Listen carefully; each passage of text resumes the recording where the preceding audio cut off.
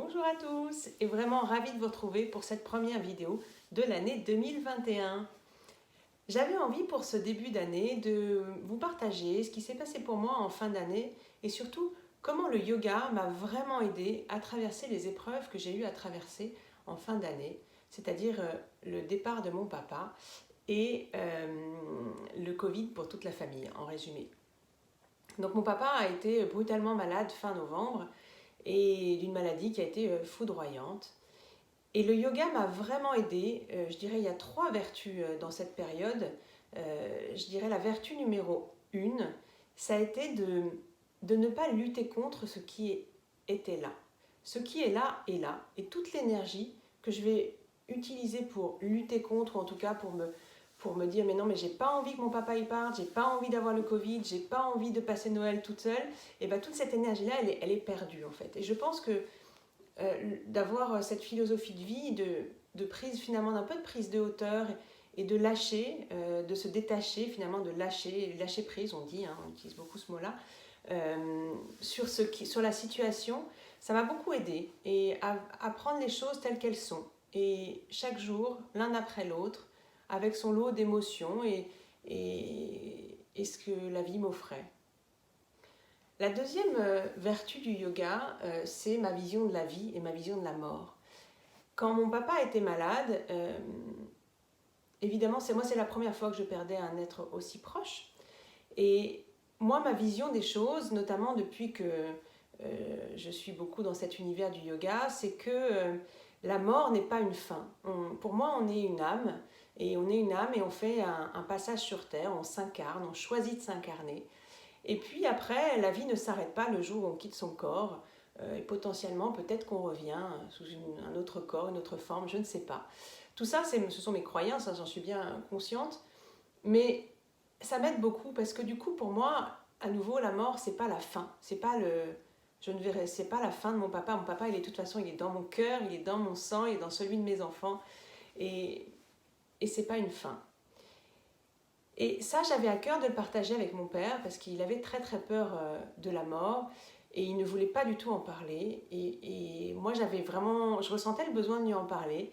Et puis le dernier jour, quand il a senti que ça approchait, j'ai senti que c'était le moment. Et j'ai pu partager ma vision de la vie, de la mort. Et il l'a accueilli avec le sourire et ça a été un beau moment d'échange. Et vraiment, je suis contente d'avoir pu partager ça. Et puis, autre chose, c'est que mon mentor, dont je parle souvent, Aline Mae Garcia Mirabai, m'avait donné des mantras à partir du décès de mon père à chanter, et même avant. Et ces mantras que j'ai chantés tous les jours depuis m'ont vraiment permis à la fois d'accompagner mon père, même si je ne sais pas si c'est un effet sur ce qui se passe pour lui, mais en tout cas de m'accompagner moi dans le deuil et d'adoucir les choses, de maintenir le lien avec mon père via ces chants, cette vibration, et cette connexion que j'ai le soir quand je chante ces mantras. Ça m'aide beaucoup, voilà, c'était ce que j'avais envie de partager. Et enfin, dernière chose, la troisième vertu du yoga, ça a été cette connexion à moi-même que j'ai pu avoir, notamment pendant cette période de Noël où j'ai été seule parce que je ne souhaitais pas contaminer mes enfants et mon mari, et je leur avais proposé d'aller prendre l'air, et donc je suis restée 5 jours seule au moment de Noël. Et en fait, le yoga dans cette période-là, ça a été extrêmement précieux parce que j'ai beaucoup médité, j'ai beaucoup chanté, j'ai pratiqué le yoga, j'ai laissé les émotions être là, donc il y avait de la tristesse, mais il y avait aussi beaucoup de joie de cette douceur, de prendre soin de moi. Et voilà, c'était un beau moment de créativité, de douceur.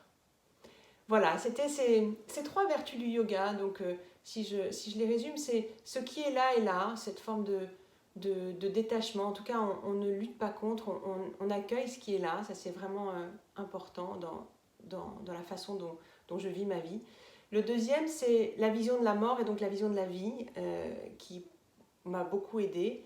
Et enfin, le dernier, ce que permet le yoga de connexion à soi au jour le jour dans le présent. Voilà, j'avais à cœur de partager ça avec vous parce que moi, ça m'a énormément aidée et je serais vraiment heureuse que ça puisse être aussi utile, que ce soit à vous ou à vos proches qui traversent le deuil, le Covid ou des situations qu'on ne décide pas et qui sont des épreuves, mais qui sont aussi des façons de se transformer. Je me sens apaisée, je me sens bien en ce début d'année, même si à nouveau, évidemment qu'il y a de la tristesse de temps en temps, mais j'ai aussi beaucoup d'amour qui m'habite. Je pense qu'il est lié au fait qu'on était tous en famille et qu'il y a eu des liens qui se sont resserrés, mais voilà, qui est aussi une belle empreinte du yoga.